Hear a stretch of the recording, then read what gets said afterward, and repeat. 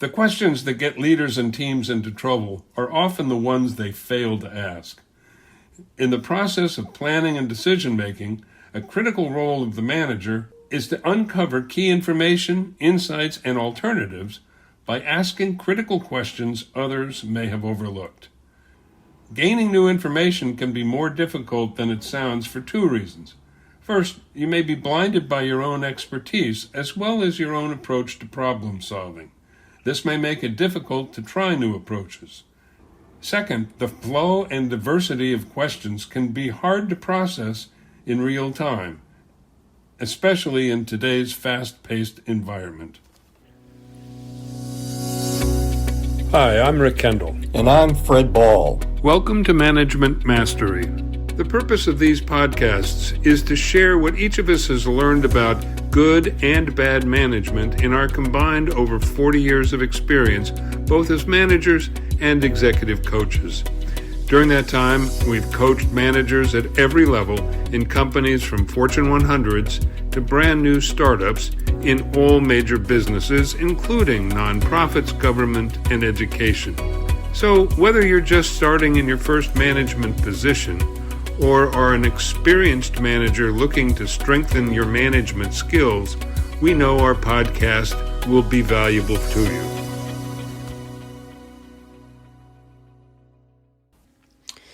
When you're dealing with critical decision-making, it's essential that you dig deep to uncover any non-obvious information. The most common mistake that managers often make is not digging deeply enough and not taking the time to speak with all critical stakeholders to understand the history of the problem and their perspective on it. And Rick, I have to tell you, as you know, that in our coaching, so many of the issues that come up when we're coaching someone have to do with people. And whenever people are involved, it also causes many different kinds of issues, and they have to use every step possible in order to try and get to the bottom of what the problem is.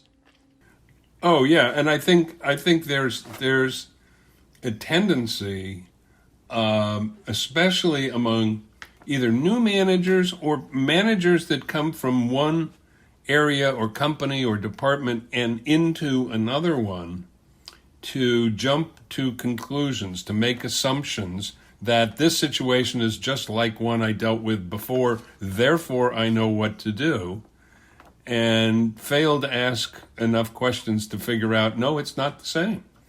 So that can be a trap you fall into too. When I have spoken with senior executives, they say that each problem is unique and must be fully understood. Then you can use your experience to help solve the problem. Yeah, everyone is different. Yeah, there are several important steps to follow when first addressing a problem, whether it's a business issue or assignment or a staffing problem. Yeah, I mean, as we've been saying, the first step is to clearly define the problem. What are you trying to accomplish, and what do you need to learn to do it? And as I said earlier, I mean, a trap you can easily fall into is to assume, because you've dealt with something similar, that this is the same. And you really need to discipline yourself to ask the questions that allow you to essentially assess the situation and determine, yeah, it is the same, or no, it isn't, and it's different. So you want to get answers to questions like, what happened? What are were the factors that led to the problem or issue that the assignment was supposed to address and solve? So you have to be careful. Again, you don't make assumptions about all of the factors. You have to ask questions and get confirmation that what exactly happened, what exactly led to the problem.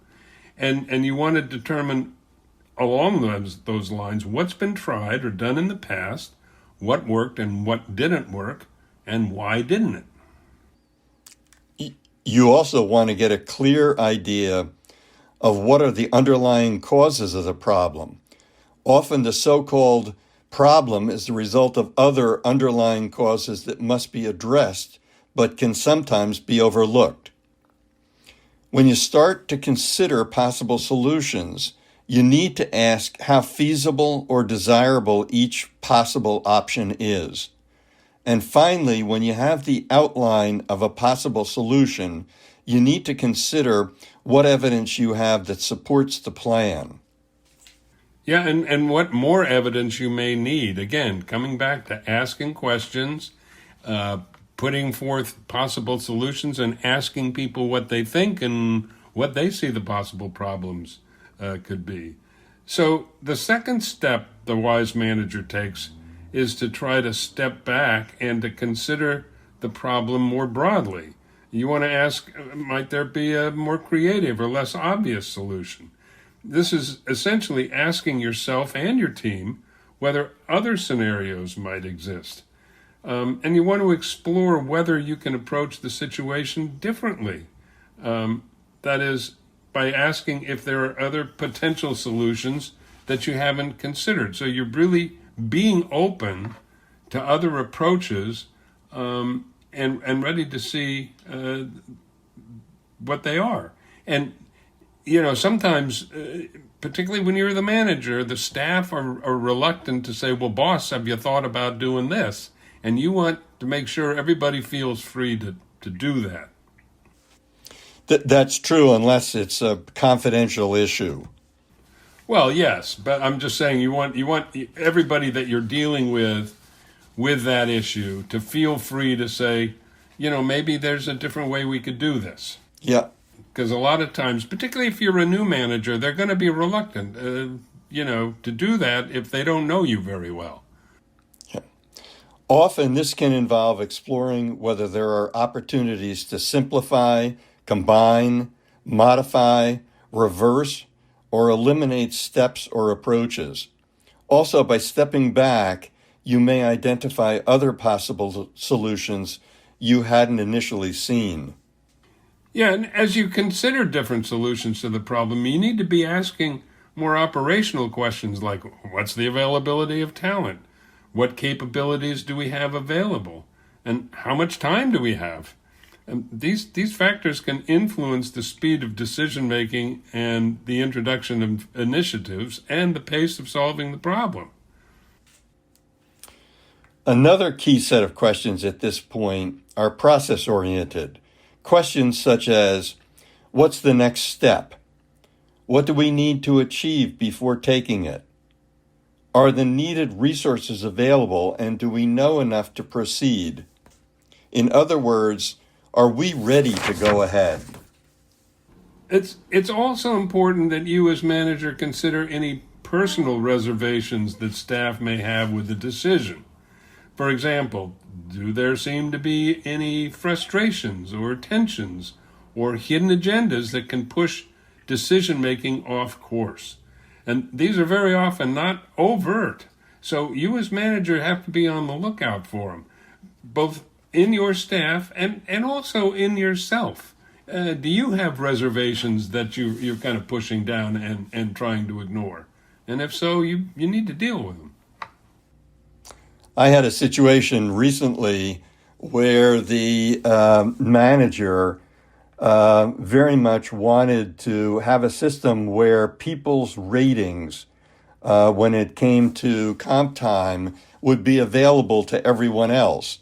And in some cases, even so far as having salary be open so that people would know it. And when there was an uprising of the employees, the leader backed off of giving ratings out or salary information. I think I've said in a previous episode that I personally worked in a company early in my career where that was done, because in writing proposals, everybody had to know, because you had to bid people along with their salary. So the company literally published once a month a list of everybody's salary from the chairman of the company on down to every secretary. So, it made review time very interesting if you were a manager. I'll bet. Yeah, but there were no equity problems. Everybody knew. So, yeah. You need to be asking yourself and your key staff people, how do you really feel about this decision or this issue? What aspect of it most concerns you? Are there differences between what was said, what was heard, and what was meant in the process? Also, have we consulted with all of the right people, and are all of the stakeholders genuinely aligned? Yeah, and in that regard, as manager, you also need to look at the solution from the broader department and even company-wide perspective. So you want to be asking questions like, does this solution make sense and help us to continually examine and, if necessary, redefine the core issue? And you need to go beneath the surface and ask, what is this problem really about? And, what do we learn from this new information? And what does it mean for our present and future actions? What should our broader overarching goal be? And how does this solution fit with that bigger goal for the company or the department?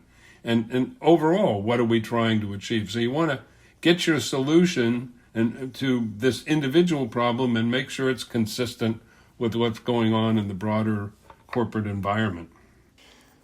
And then, Rick, as you were talking before, as you're going through this process, you need to remember that staff members, especially those on the front line, may actually have perspectives that that others have not thought of, that can help to give additional information before the final decision is made. And overall, as you ask all of these important questions through the problem-solving process, you need to be mindful that you don't fall into the all-too-common trap of analysis paralysis. That is becoming too focused on the potentially endless questions and issues that can lead an insecure manager to not make any decisions at all, but just simply to keep asking more and more questions. I have to tell you, in the coaching that I have done, people who are looking up to their leader want a decision to be made. They want it to be made. They want it clear. They want it with the next steps laid out, just as we have talked about here, and they don't want to see someone who cannot make a decision. Oh, that's absolutely true. And equally true is, especially new managers or insecure ones, will keep coming up with, oh yeah, but maybe we should consider this, and maybe we should consider that. And at the end of the day, every decision is a gamble. You have to use your judgment, your experience, and just take the plunge. Your job as manager is to make decisions, and that's the hard part of the job. So there's no real cure for this other than experience and hopefully advice from trusted peers and mentors, and remembering that part of the job as manager is to make decisions based on the best information at hand. You can't get any better than what you've got. In short, a good manager has to know when they know enough. So in summary, your question mix should depend on your audience and what you hope to achieve. You've got to do the data collection that's necessary. And during discussions with your staff, you want to notice missing perspectives and be sure to give everyone a chance to contribute. Then, as we said, at least as important as the words you use are your perceived attitude and intention. We hope you have found this podcast useful and will come back again for more management mastery. If you have any comments about this or any of our episodes, or would like to find out more about our other services, including one-on-one coaching and group seminars for managers, visit our website at careercoachclass.com. Thanks for listening.